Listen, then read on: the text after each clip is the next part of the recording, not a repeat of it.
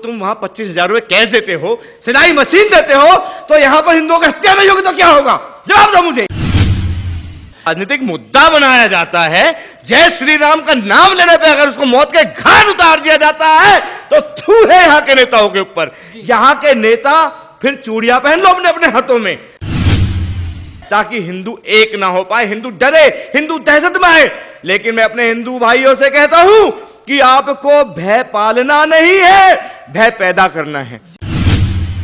ऐसे छुरा घोंप दिया गया उस बंदे के अंदर, और उसके बावजूद भी बस आप जो है सिर्फ दो शब्द नहीं बोल पा रहे हैं, तो आप लोग बेईमान हैं, आप लोग चोर हैं, आपके अंदर खोट है। लेकिन दिल्ली की जो जनता है वो फिर भी आप देखिए कि लालच के चक्कर में उन्होंने वोट दिया।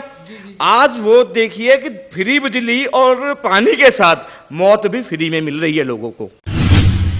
का लगातार जो ये हिंदुओं के साथ होता आ रहा है दिल्ली में, ये तीसरी घटना है पिछले 3 महीने में ऐसी कि एक हिंदू को मारा गया हो। इस पर आप क्या कहना चाहेंगे?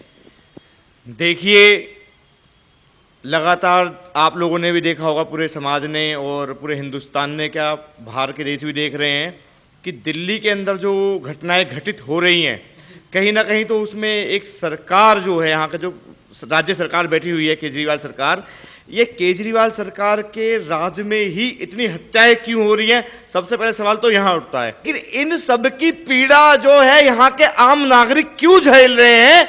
इसमें उन निर्दोष लोगों का क्या मतलब, इन निर्दोष लोगों को क्यों मारा जा रहा है? ये दिल्ली की जनता जवाब चाहती है इस चीज का।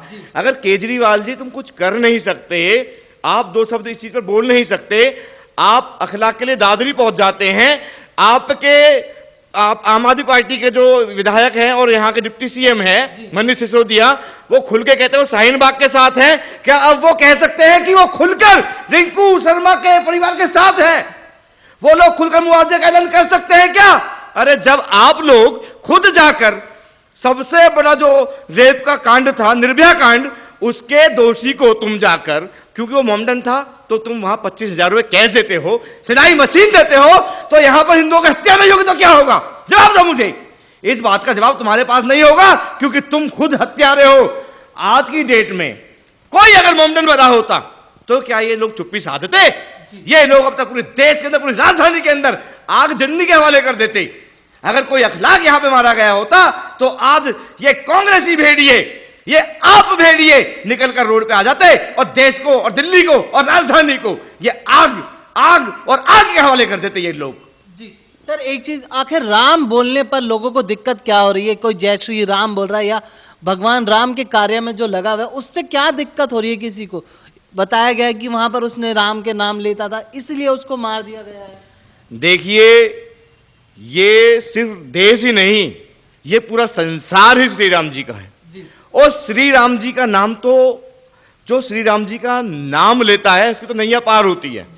लेकिन अगर उसको राजनीतिक मुद्दा बनाया जाता है, जय श्री राम का नाम लेने पे अगर उसको मौत के घाट उतार दिया जाता है तो थू है यहां के नेताओं के ऊपर। यहां के नेता फिर चूड़ियां पहन लो अपने अपने हाथों में। अगर आपके बस की चलाना नहीं है देश को, तो आप लोग सीटों पे मत बैठिए। इस देश के हिंदुओं का और श्री राम जी का मजाक मत बनाइए। ये राजनीतिक भेड़ियों की देन है कि आज रिंकू शर्मा मारा गया, कल को अपनी जो बेटी का विरोध किया बचाने के लिए ध्रुव त्यागी को मौत के घाट उतार दिया गया, राहुल राजपूत को मौत के घाट उतार दिया गया, शाहीन बाग और किसान आंदोलन जैसे झूठे प्रोटेस्ट हो रहे हैं तो आप जैसे गद्दार नेताओं की वजह से हो रहे हैं। आप लोगों को शर्म आनी चाहिए। देश के अंदर, राजधानी के अंदर ऐसी घटना घटती है जो पूरे संसार उसको देख रहा है। ऐसे छुरा घोंप दिया गया उस बंदे के अंदर, और उसके बावजूद भी बस आप जो है सिर्फ दो शब्द नहीं बोल पा रहे हैं, तो आप लोग बेईमान हैं, आप लोग चोर हैं, आपके अंदर खोट है। लेकिन दिल्ली की जो जनता है वो फिर भी आप देखिए कि लालच के चक्कर में उन्होंने वोट दिया। आज वो देखिए कि फ्री बिजली और पानी के साथ मौत भी फ्री में मिल रही है लोगों को। जी सर, एक चीज और है कि जब वहां के लोगों से हमें पता चला कि जिस रिंकू शर्मा ने, जिस बंदे ने उसको मारा, उसकी बीवी को खून भी दिया था, और जब उसको कोविड हुआ था, जिस बंदे ने मारा था उसको रिंकू शर्मा ने प्लाज्मा भी डोनेट किया था, अरेंजमेंट कराया था प्लाज्मा का, और उसके बावजूद इधर से तो भाईचारा वो निभाते रहे रिंकू शर्मा बजरंग दल में होने के बावजूद, और उधर से उन्होंने चारा बना लिया इसको। भाई साहब, ये जो भाईचारे का जो पार्ट है ना, ये सिर्फ हिंदुओं को पढ़ाया जाता है। ये सेक्युलरिज्म का जो कीड़ा होता है वो हिंदुओं के अंदर होता है। इनके अंदर ना सेक्युलरिज्म का कीड़ा होता है। ये लोग सिर्फ हमें अपने दुश्मन की नियत से देखते हैं, दुश्मन की नजर से देखते हैं। आज उनके अंदर ये जो रिंकू शर्मा को जो मौत दी गई है, वो सिर्फ रिंकू शर्मा से दुश्मनी नहीं थी उनकी, वो दुश्मनी थी राम मंदिर से, कि राम मंदिर निर्माण हो रहा है ताकि हिंदू एक ना हो पाए, हिंदू डरे, हिंदू दहशत में आए।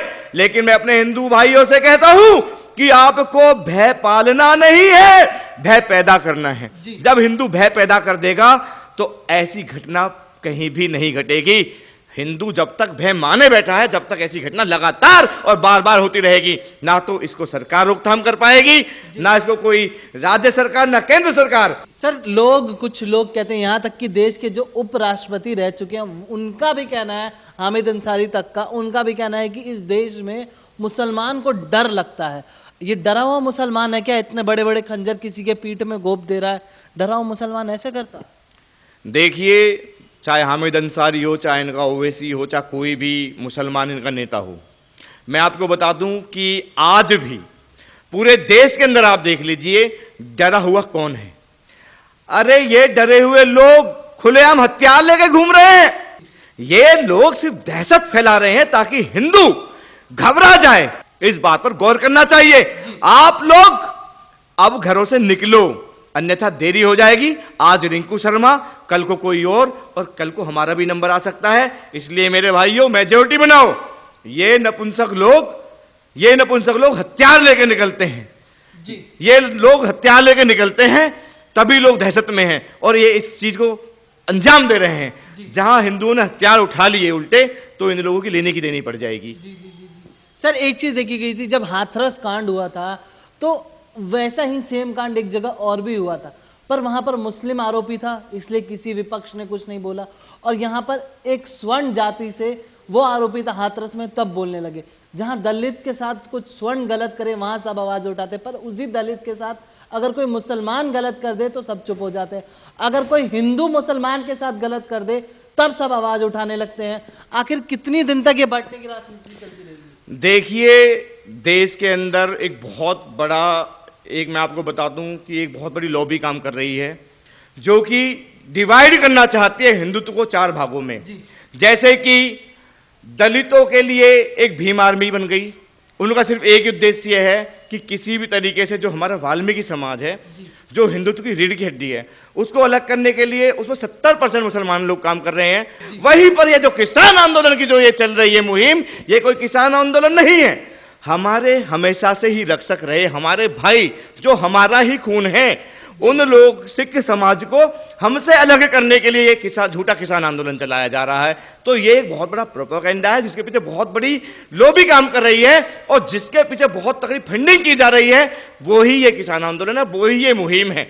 हम हिंदुओं को आपस में बैठकर इसको समझना होगा और इस पर काम करना होगा, इस पर कदम उठाने होंगे, तभी हम लोग बच सकते हैं।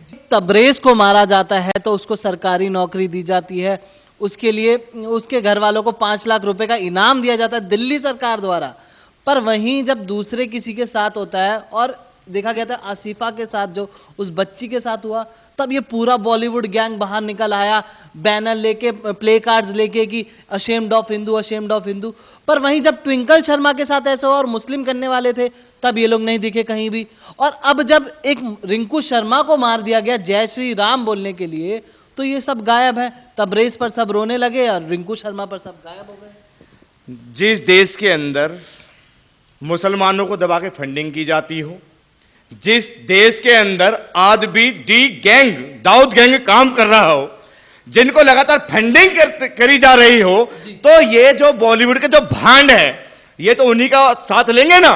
देश की सरकार, देश का कानून, ये सब लोग वहां झुक जाते हैं क्योंकि इनको पैसा चढ़ जाता है। ये लोग पैसे के आगे तो कुछ भी कर सकते हैं, लेकिन एक सच्चाई के लिए जो रियल कांड होते हैं और जो ये मुस्लिम ही करते हैं, लेकिन उसको उजागर कोई नहीं करता। ना तो उसमें बॉलीवुड के भांड निकल के आते, ना उसके अंदर कोई आपकी कांग्रेस जैसी पार्टियां, आम आदमी जैसे भ्रष्टाचारी लोग और ये अखिलेश यादव जैसे लोग, ये भेड़िए, ये सांप, ये नेवले निकल कर नहीं आएंगे, क्योंकि वहां फंडिंग नहीं होती है। इनको सिर्फ पैसे की और गंदी राजनीति करनी है, तो ये लोग सच को झूठ और झूठ को सच बना सकते हैं। एक केस जो आसिफा का जो झूठा केस था, उस केस के लिए पूरा बॉलीवुड भांड, पूरी सरकारें और ऐसे हजारों लाखों भेड़िए एक हो गए।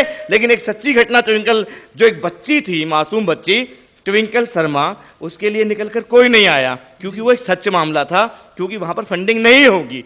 वहां पर एक मासूम बच्ची थी, वो बच्ची गरीब फैमिली से थी, तो उसके लिए कोई जंग नहीं लड़ेगा, कोई निकल के नहीं आएगा, क्योंकि वहां दाऊद गैंग फंड नहीं कर रहा, वहां विदेशों से पैसा नहीं चढ़ रहा।